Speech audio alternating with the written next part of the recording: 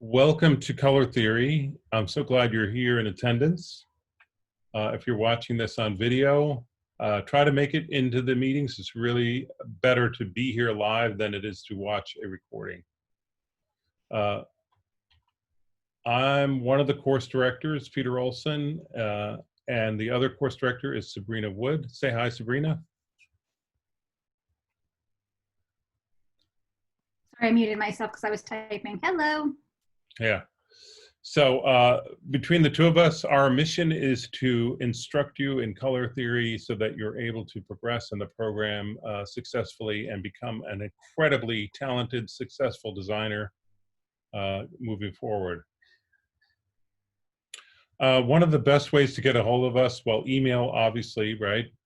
But Slack, we have a course channel in Slack. So I know you've been using Slack for some of your other courses. Ours is course_CTH. It really is a great resource because not just myself and Professor Wood, but many other instructors are there monitoring what's going on. And if you have some sort of issue or problem, question, it's probably the fastest way to get the answer. Go there and see who can help you.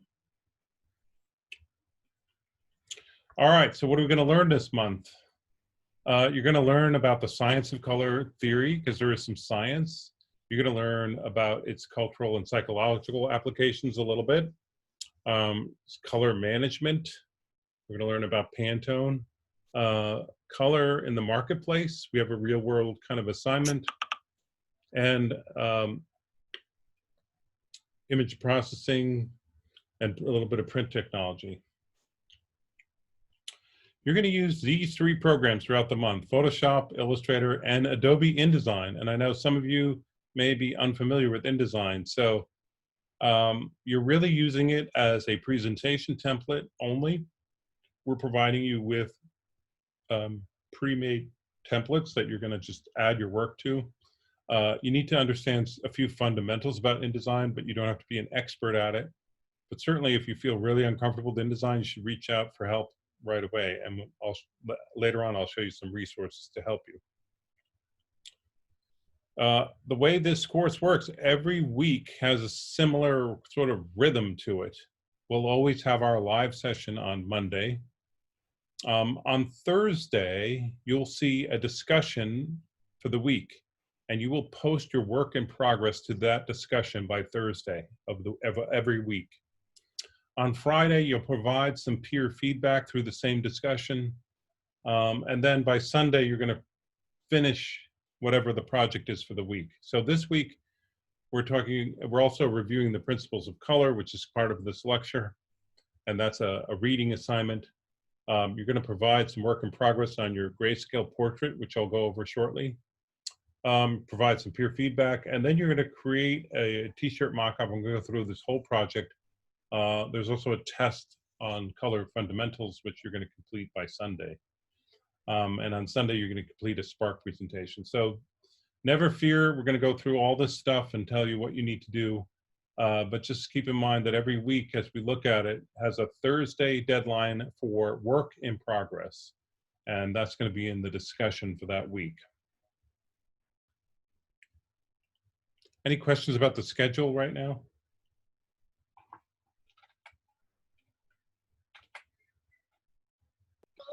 None from me. Okay. I can't see the chat window when I'm in presentation mode. So, all right. Only those who love color are admitted to its beauty and imminent presence. It affords utility to all, but unveils its deeper mysteries only to its devotees. Johannes Itten was a Swiss designer, part of the Bauhaus. This is one of his paintings. Let's talk a little bit about what he was saying here. So he says, we'll break it down. It says, it affords utility to all. How does color afford utility? In other words, how is color useful? How do we use it in the most useful way?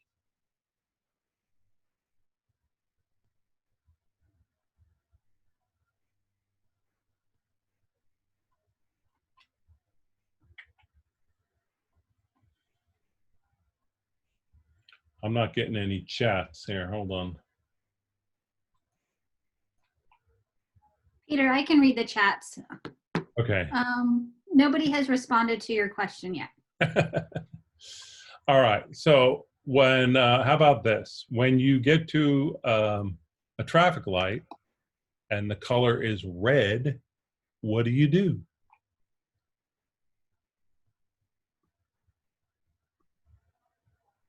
You stop talking altogether.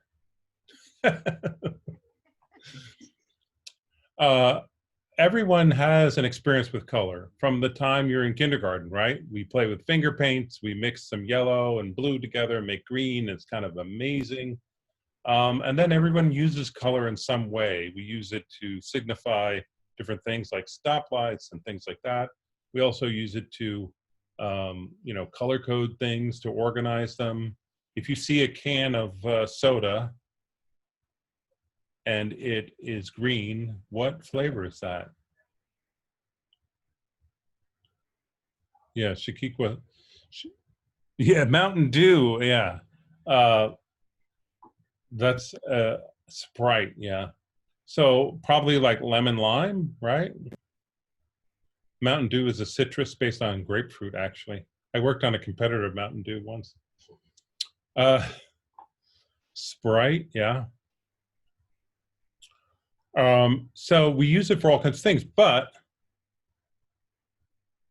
all right, Lamont's in the chat now. So what we want to accomplish as designers is to become a devotee of color. So the way you do that is by studying color for the rest of your life.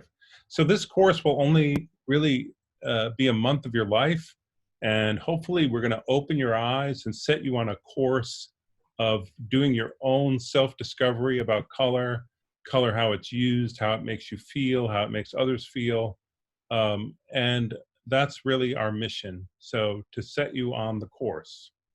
We won't tell you everything about color because that would be a course that would last like, I don't know, many years.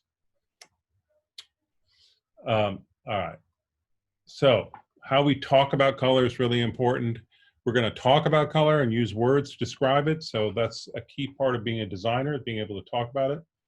If you think about it, color is the most effective tool in your toolkit because, for instance, if you use type's really important in design. So you use type, you type a word. The word has to be written in a language the viewer understands. The viewer has to be able to read. They read the word, they understand the idea, and it starts to set into their mind. Color skips over all that, right? It goes right into us immediately. It affects us powerfully. It affects our emotions so much that we use color to describe our emotions. So I'm going to show you some colors, and I want you to give me the first word that comes to mind when you see it. So the first one is red. What comes to mind when you see red? Hot. Yeah. I'm just reading the students' responses. Oh, thanks. Yeah, hot anger.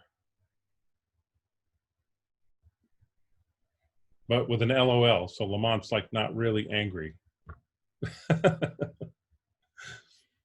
Anything else? Strawberry, yeah. Strawberry. That's yummy. Yeah, red is an intense color, so it tends to be intense things like love and hate, which seem to be a paradox. But somehow red signifies a lot of different things. So the key thing to remember is that every color has maybe two sides to it, but it depends on how you use it as to what comes to mind. Target, where you spend a lot of money. So certainly red's working on a marketing level for you. Pink, what comes to mind when you see pink?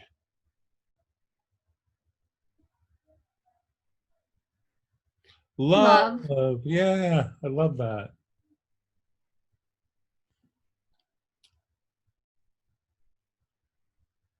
I figured out how to pull up the chat while I'm. Okay, so I won't read them anymore then. That's all right. I can let you read them. Okay. It's love, but it's soft, right? It's not passionate love. It's kind of sweet. Yeah. Baby girl tends to be associated with femininity. It has both a sort of innocence and a sultry, sexy side, right? Starburst. Yeah. Well, Starburst has a lot of colors. Pink's your favorite, Chiquita. Orange, what comes to mind when you see orange? For me, that's Starburst. Orange. Yeah, oranges. Oranges which come out in the winter.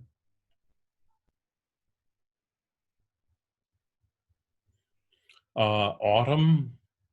Sunrise, yeah. Candy corn, yeah, that's Halloween. Pumpkins. Anybody think of Full Sail? Nope. Well, the colors of Full Sail is orange, yeah. So it tends to be associated with creativity, uniqueness, whimsy, but it can also be kind of tacky, loud. How about yellow? What comes to mind when you see yellow?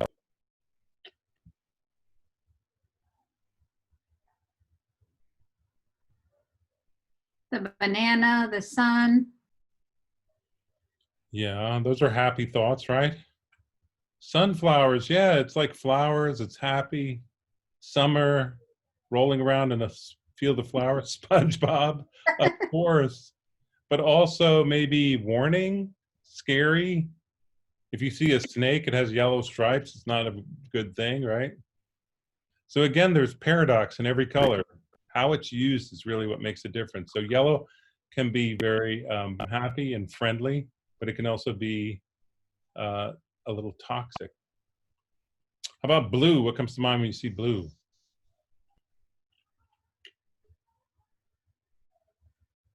Tranquility. Oh, Blue clues.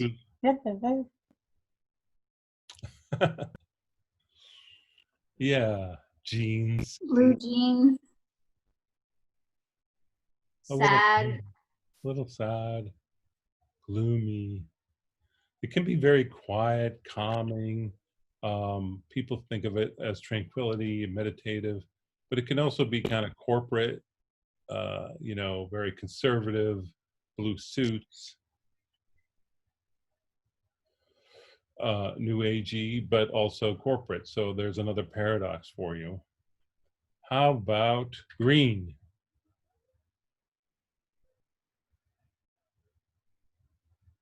Money. Money, yeah. Number one answer. Bing. Forest, grass, trees, yes. It's the green earth. It's healthy, it's lovely, it's green. Nature, yes, but it's also radioactive, toxic waste, poison. I would say if you're eating green, you're healthy. If you're feeling green, you're sick.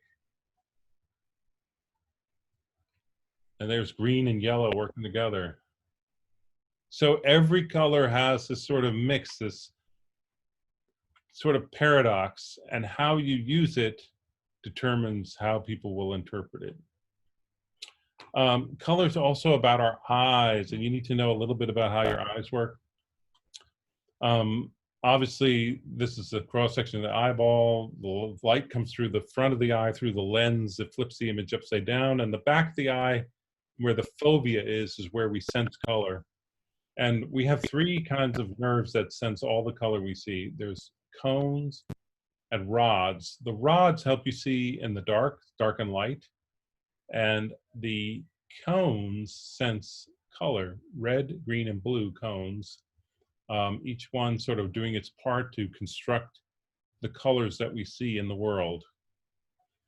There is a condition called color blindness where some people are born without the cones, or they lose the ability to see color over time. It's important to know that if you're actually creating work that goes out to the whole world, because some people are colorblind. They won't be able to see the colors you're using. This is a color blindness test. Now, you should see numbers in each one of these circles, starting with the upper left, 7, 6, 26, 73, 74, and 45. If you cannot see the numbers, you might be colorblind. And you should let us know, because there are ways to work around that. I've had several students who did not understand they were colorblind until they saw this test in our lecture. Chiquita sees it. Number 7. There's also a condition called tetrachromacy, which is the idea that some humans have four cones. It would only be women, and as a result, they would be able to see more colors than the rest of us. The story I heard on this, the researcher was talking to a woman who he believed to be a tetrachromat, and he said he was looking at a beautiful blue sky, and he said, "Do you see the blue sky?" And she said, "Yes, I also see pink." Well, she's using the word pink to describe some colors she's seeing that the rest of us can't see. That doesn't really have a name because no one else can see it. It's kind of remarkable when you think about it, how tied we are to language and reality. Like, so things that have a word tend to be more substantial. All right. Stare at the white dot in the middle of this flag and I'll tell you what's happening to your eyes. So one of the great attributes of human beings is that we are able to adapt to our surroundings. So if you go from bright sunlight into a dark room, at first you're not able to see anything, and then your eyes adjust to your surroundings and you're able to see fine. When you go back out into the sunlight, again, your eyes have to adjust before you can see. Well, the same is true for color. When you stare at one color for very long, your eyes start to adapt to that color situation. They try to make it more normal. So then when you remove that color, suddenly you see the complement, the opposite. Did everybody see the flag in its natural color? This is a little 4th of July. No, you just see white. You didn't look long enough. This after image effect is actually a real thing, and it can affect your ability to understand the colors you're working with. If your eyes get too accustomed to a color, they sort of dim it down so that it's not as bright as it would be to other people who see it for the first time. We also have systems for understanding color. One of the systems that we use to describe color is called the spectrum. The spectrum is sort of the band of electromagnetic waves that we are able to see as humans. We use this term Roy G. Biv: red, orange, yellow, green, blue, indigo, violet. That's what we get. That's all we get. But however, over on the left side, beyond red, is something we cannot see. What is that called? It is also light, but we cannot see it.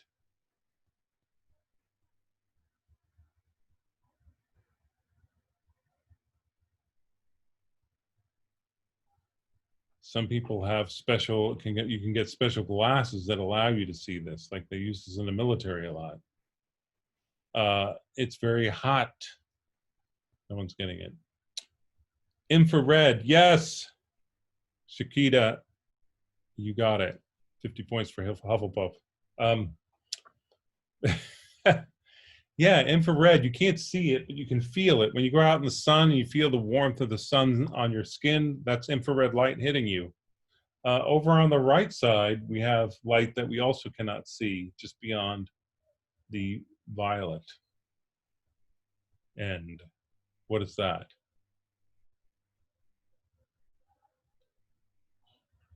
I believe they made a movie with this title.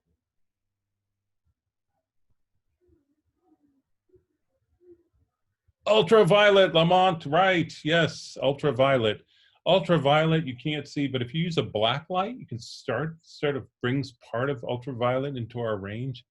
But it's kind of remarkable when you think about it. There's all this stuff going on around us. Only a small part of it is what we're able to see with our eyes. This word spectrum was created by Sir Isaac Newton. You may remember Newton as creating the universal laws of gravitation. Interesting story. He was a student at Oxford and they had the plague and they sent everyone home from school. So they all had to work from home and they didn't have telelearning.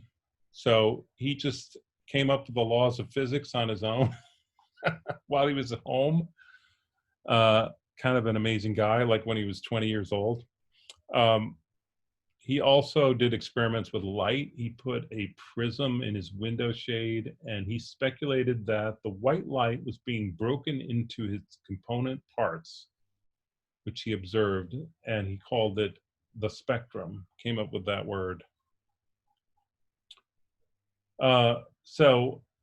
People said, well, you're crazy. The glass is just adding color to the light. And he proved them wrong by taking another prism and turning it back into white light.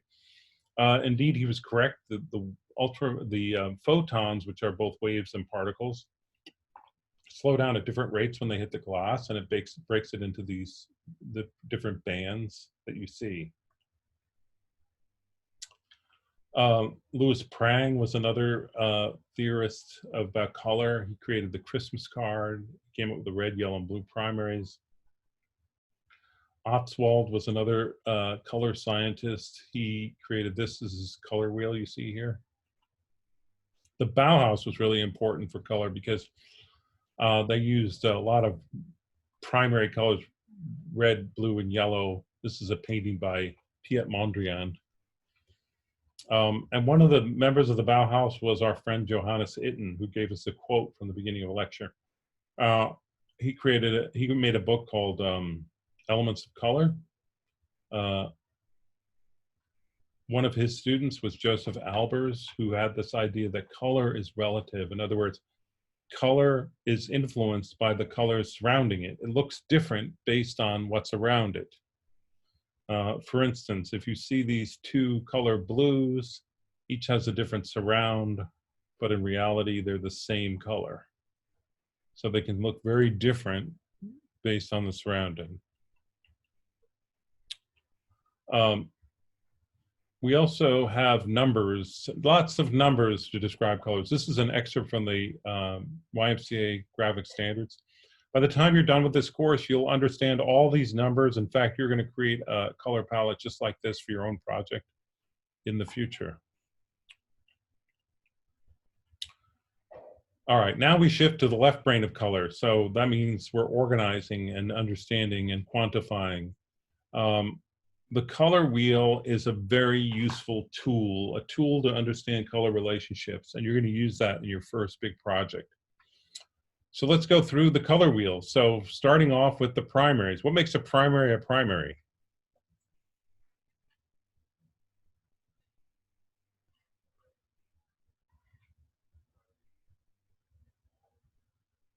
They can't be made. Perfectly, succinctly.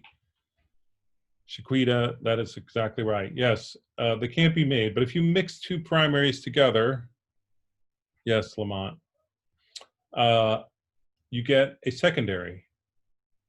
The secondary colors mixed with a primary create a tertiary, and this way we have a 12-step color wheel. This 12-step color wheel is what we're going to use for our project.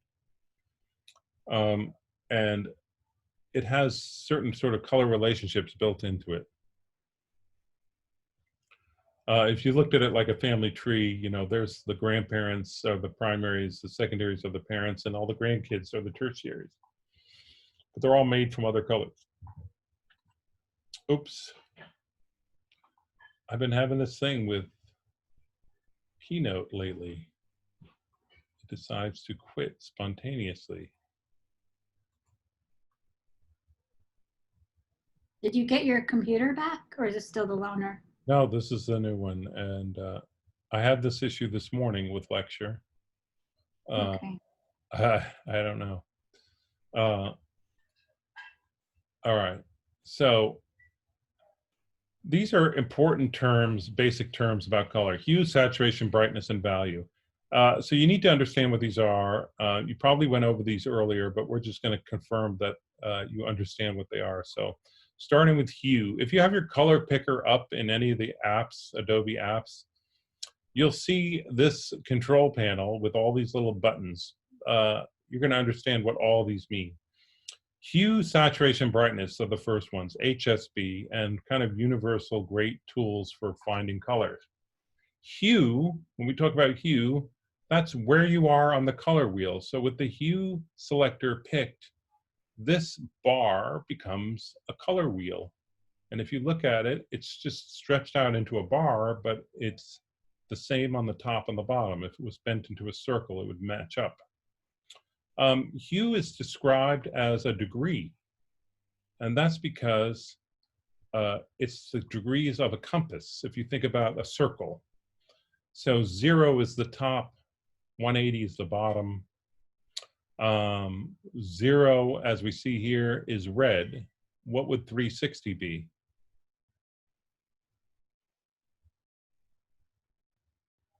Correct, Sequita. I'm saying your name wrong every time, sorry. Yes, it's also red. So 0 and 360 are both ends of the hue compass. Brightness is a measure of how much black is in the color. So with the brightness selector picked, this becomes a slider for brightness. Now, just so you remember this, B for brightness, B for black. That's how it works. It seems counterintuitive. When you hear the word brightness, you don't think of black. It's measured in percentages. So 100% is full color, 0% is all black. And then we have saturation, which is how much white is in the color.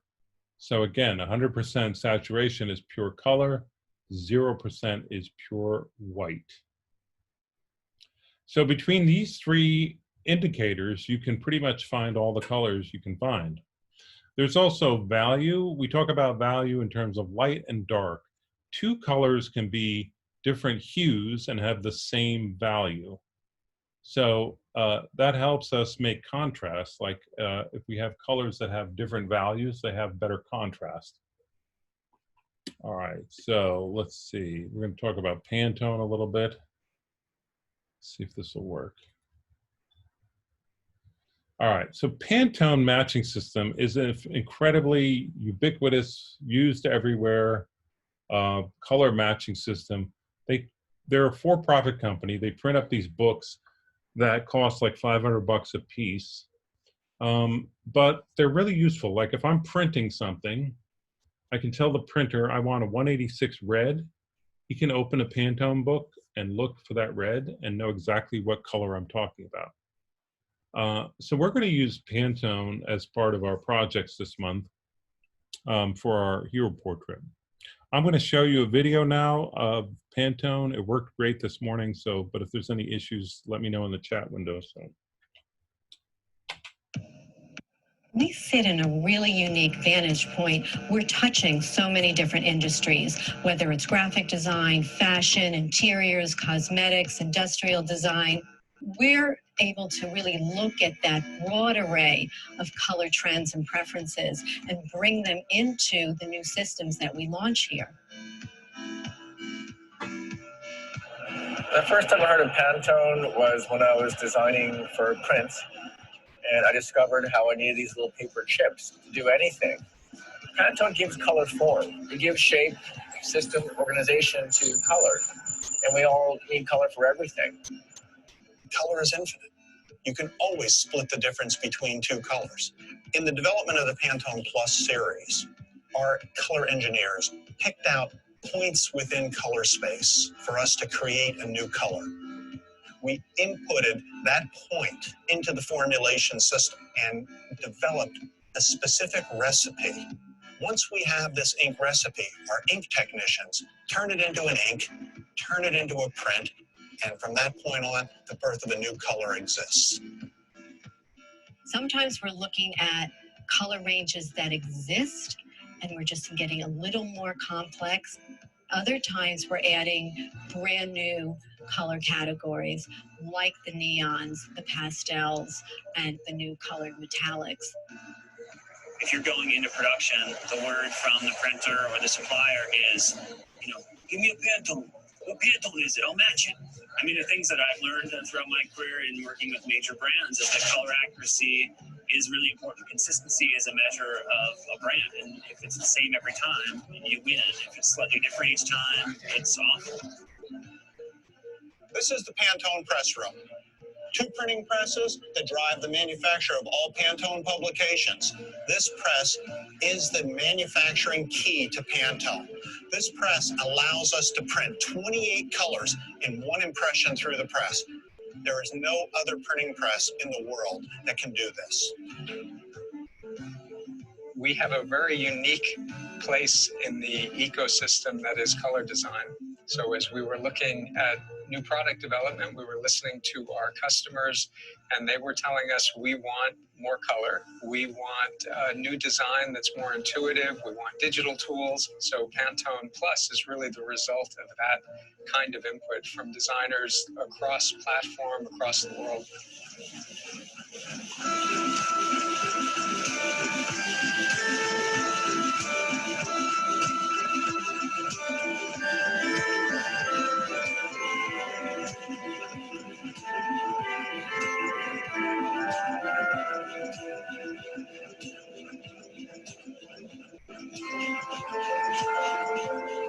224 new colors were added, and the digital solutions that we've married up with them allow them to be used in current workflows. The Pantone Color Manager is software that we'll be releasing with Pantone Plus.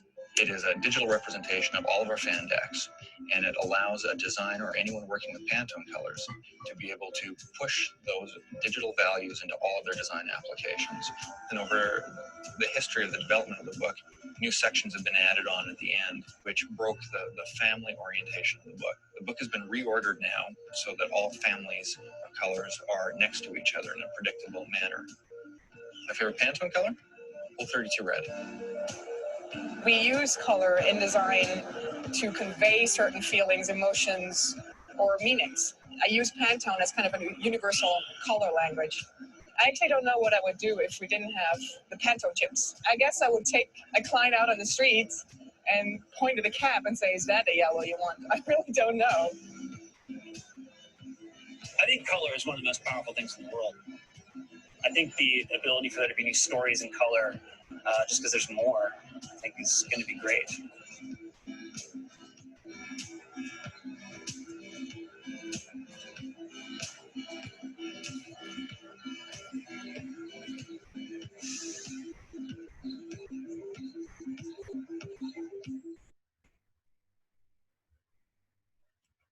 All right, I apologize for the glitchiness, but hopefully that gives you an overview of Pantone. Pantone is, like I said, used everywhere. It's the only system I've used. There are other systems built into your Creative Suite, and frankly, I've never used any of these. Sabrina, have you ever used anything else? Never, not once. Yeah, so that's the one you need to know about. Munsell, I've heard, is really big in industrial design. But again, Pantone, and pretty much if you're talking to a vendor or somebody, they're going to know what a Pantone color is and how to work with it. You're not doing this, hold on. Or my campus class. All right. So, Paul Klee said, for painter, gray is the richest color, the one that makes others, all the others speak. What is gray, the gray's light and shadow, what does that do for us in design and in illustration?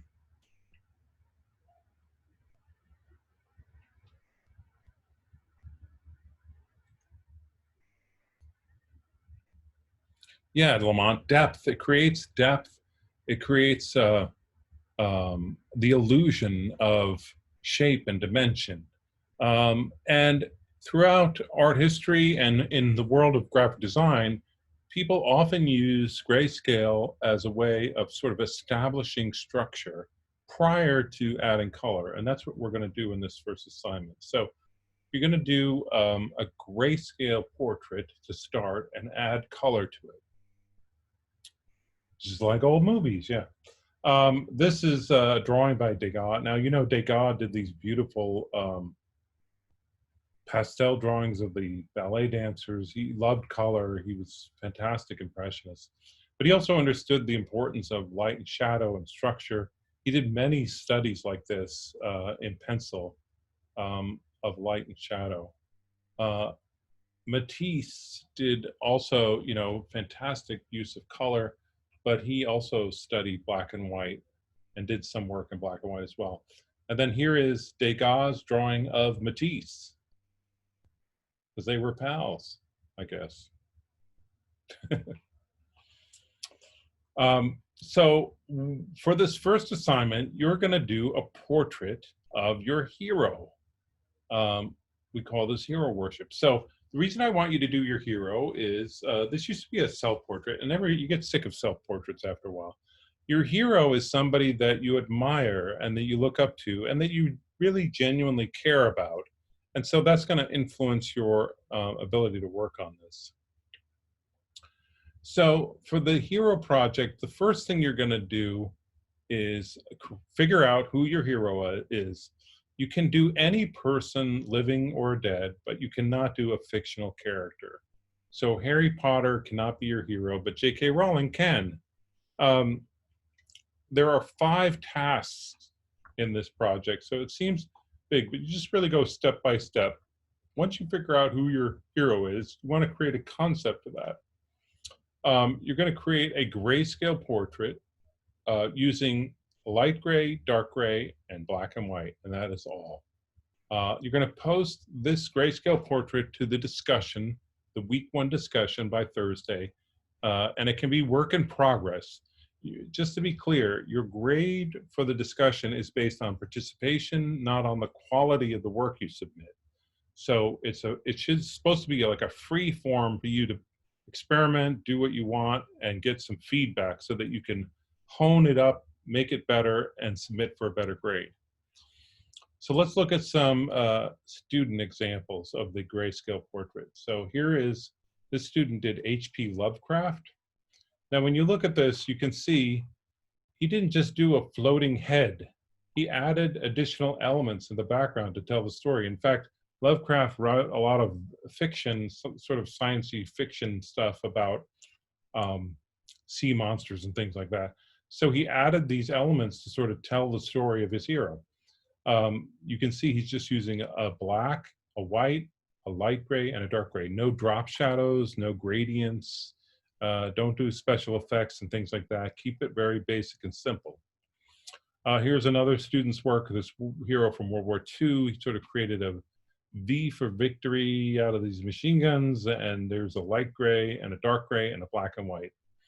Now, the other thing you should notice about these compositions is that they're freestanding. They're not in a frame really. Because you're going on a t-shirt, you don't have to put it in a frame. This next one is sort of in a frame, but that's just because it was cropped a little weird. But she did Frida Kahlo. So in this case, she did a sort of stylistic choice to do this sort of low poly effect on it. And that also gives it a bit of uniqueness, separate from just doing a floating head. Here is Simon Bolivar from Venezuela. And he was a sort of tragic figure, and you can sort of see that in the way this is rendered. But again, a freestanding composition without a frame. Nelson Mandela with the Horn of Africa behind him. You can add a couple of words if you want. Here's this guy who had the show Top Gear. I forget his name. But there's a gear, there's a racing flag. It tells you a little more of the story.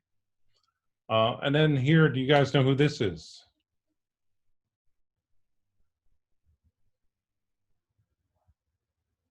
Charles Xavier.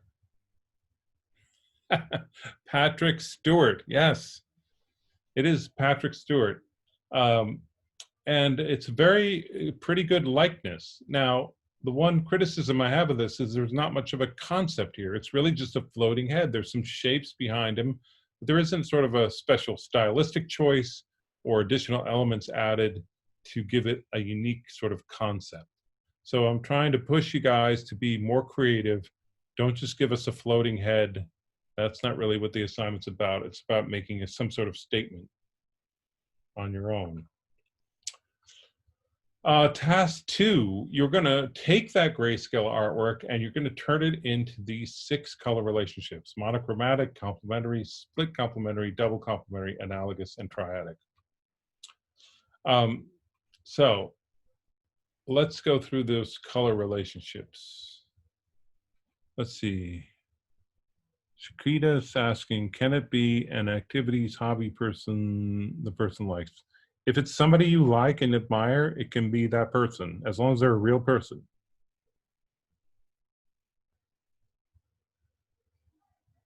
All right. 6 color relationships, complementary. So complementary means it's across the color wheel, across the street. 2 colors that are as opposite as can be in terms of hue, and that's pretty simple. The other 2 colors, so you have 2 grays and a black and white. So in a complementary relationship, you get 2 colors plus black and white. There's a lot of complementary relationships. You can see them here.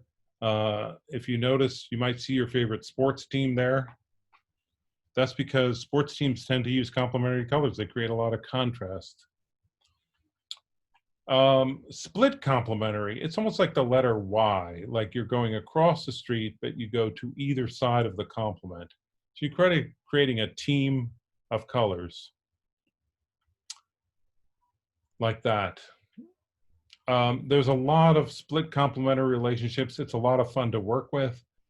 Because your illustration is going to have black, white, 2 grays, you will have 3 colors plus either black or white. Double complementary, this is like the letter X, so 2 sets of complements. And they could be any set of complements you want. Yes, this is all going to be due Sunday.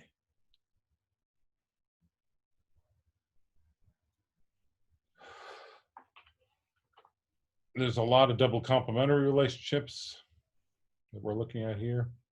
Analogous. Now, this means colors that are next to each other on the color wheel, so they kind of create a harmonious flow. If you look at a color wheel like this, you can see that there's still a fair amount of contrast, but they're all sort of on the same side of the street.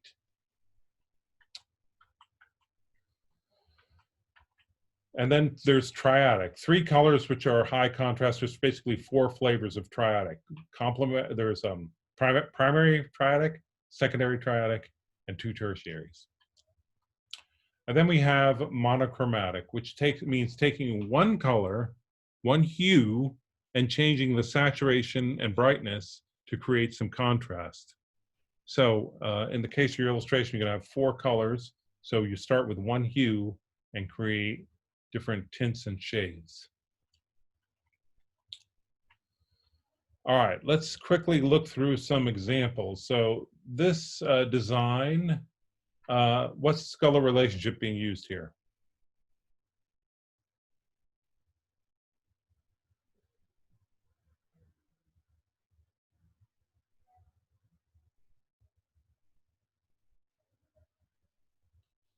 No guesses?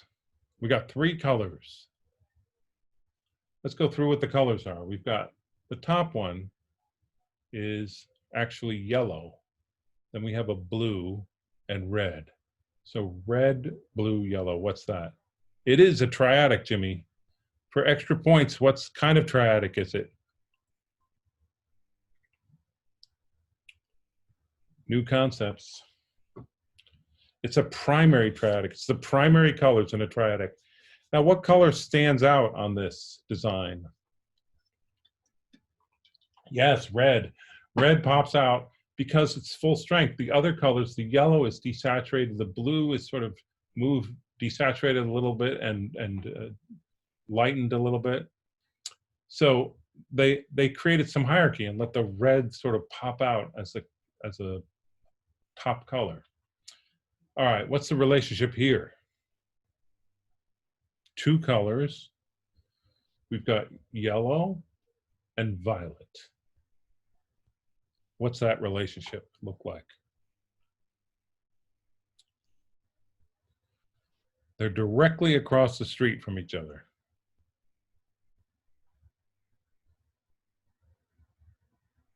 Complementary, yeah, this is a complementary relationship. This is a work of Louise Fili. And you can see she uses that violet color and then a tint of the violet. And the yellow becomes an accent, sort of pops things out all around. All right, what's this one?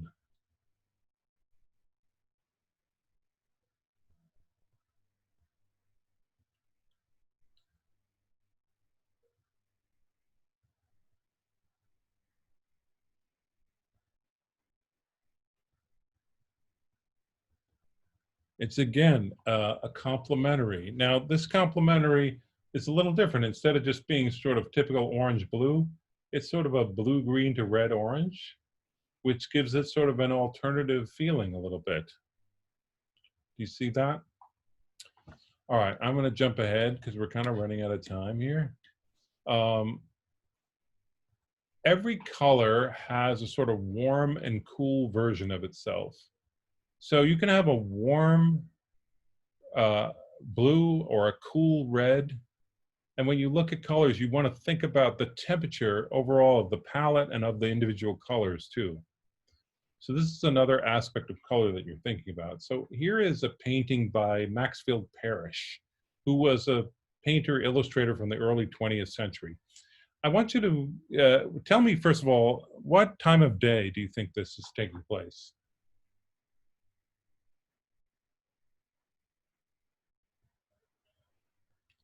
Evening, Jimmy. Very good guess.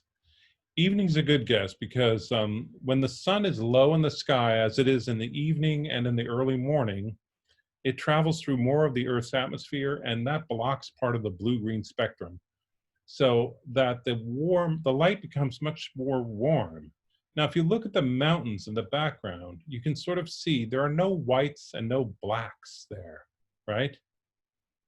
There's an orange going to blue. What's that color relationship, orange and blue?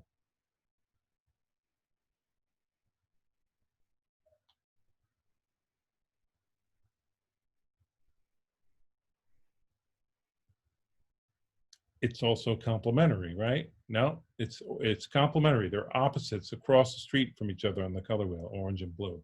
It's highly effective to create this sort of sense of early morning light and shadow. Often in shadows, you'll see color. Shadows aren't just dark gray or black. They always have color in them, and it always is sort of related to the dominant light color. So as you think about creating light and shadow, once you get your grayscale worked out, you're going to create light and shadow. You want to think about how you're using these colors, these color relationships in your portrait. Here are sort of the levers of color that you're using, that you're manipulating. So first of all, there's the hue, which is where you are on the color wheel. And that's going to be your color relationship is going to determine much of that. Saturation, how much white is in the color. Brightness, how much black is in the color. And then temperature, how warm and cool the color are. So as you think about all the aspects of your color, you're going to push around these aspects of color: saturation, brightness, temperature. So once you get your color relationships worked out, you're going to take your final design, the one you like the best, and create color separations. And there's a video that's going to show you how to do that. And then you're going to make a t-shirt mock-up of it so that you have a final t-shirt like this.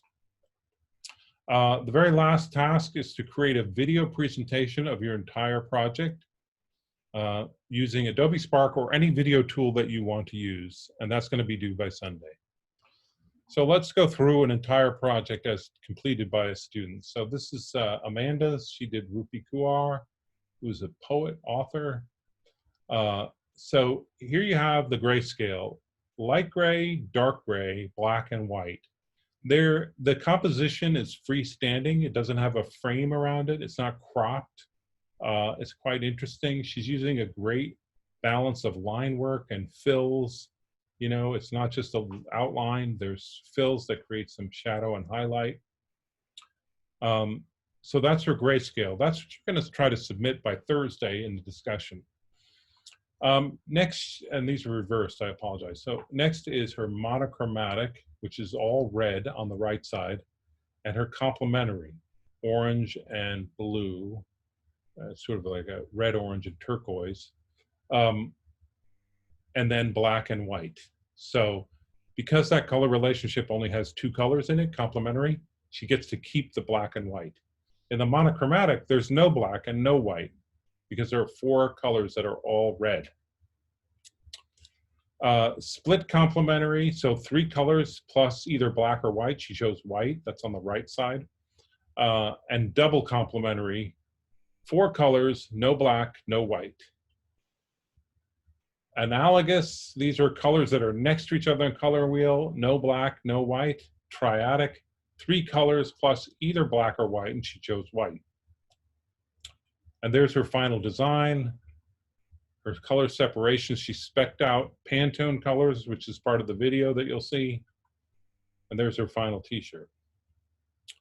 All right, so here is the work of Jacob. Jacob did his monochromatic here on the left. His monochromatic is incorrect. Can you tell me why it's incorrect?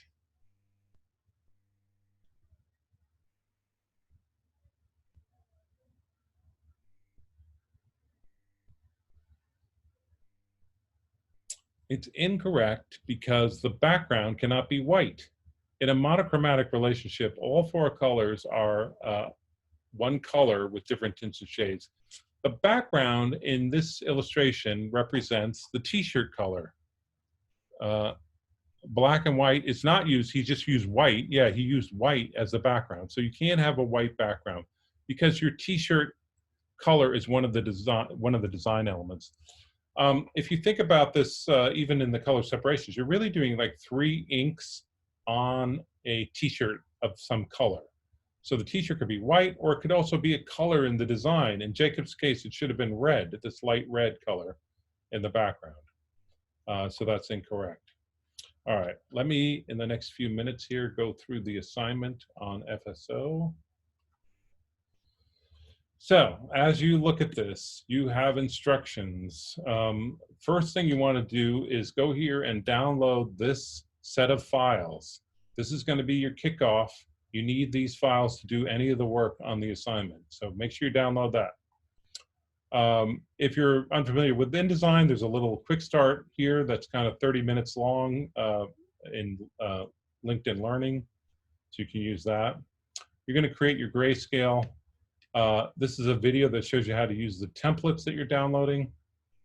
And then we have 2 videos from our friend Omar Martinez based on how you want to work on your hero portrait. So if you want to sketch out a drawing and use your own drawing as the basis of your hero portrait, you can watch this sketch to illustration video.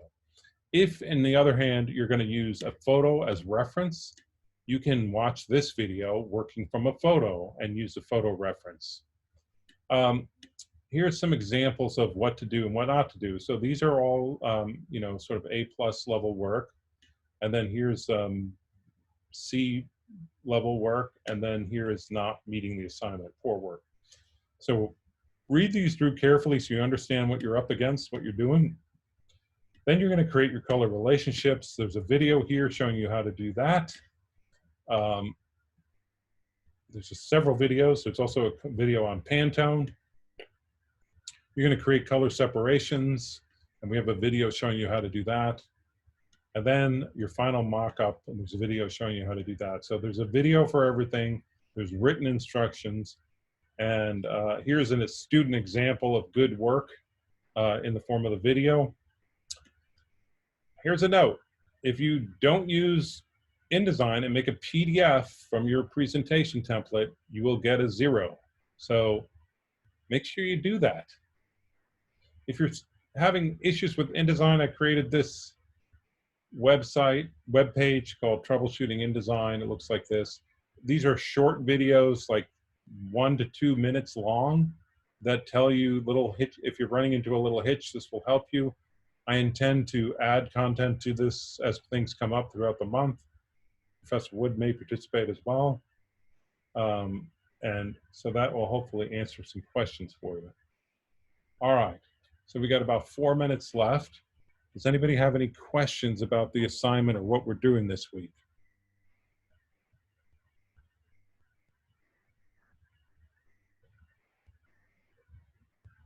Everybody's good. You are allowed to turn on your microphone, by the way.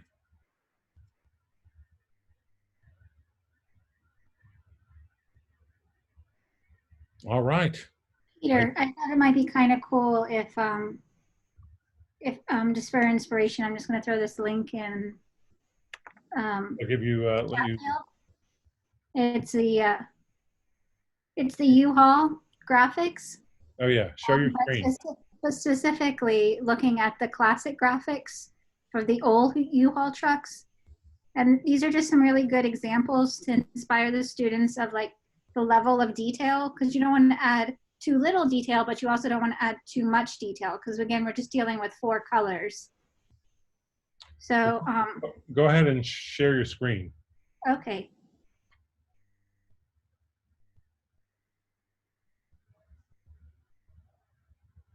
Can everybody see my screen? Yes. All right, so this is the link I put in there. They specifically, you can switch between the 2 tabs between the modern and the classic. You want to look at the classic ones, and you can just come here and click on one of the states, and they'll show you the various graphics that represent the state. And we might ask for just a little bit more detail than this in some instances, but again, this is really good inspiration to get you started.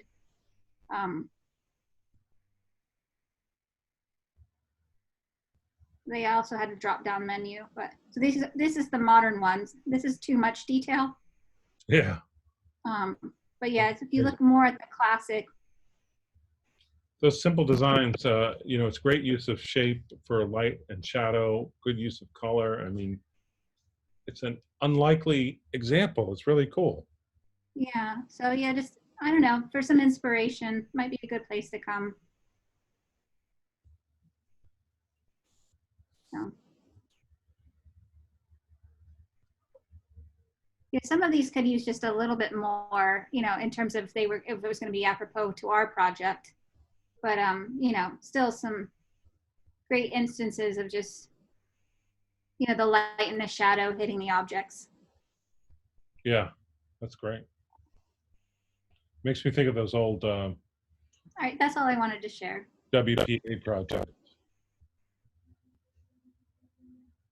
Say that one more time, please. It makes me think of the old WPA, tourism posters and stuff from the 30s.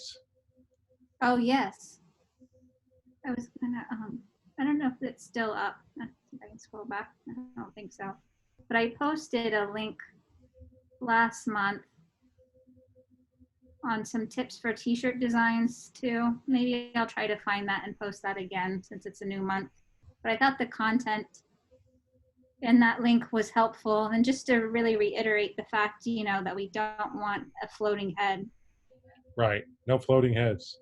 Creativity. So, but yeah, that's it. I just add my little 2 cents.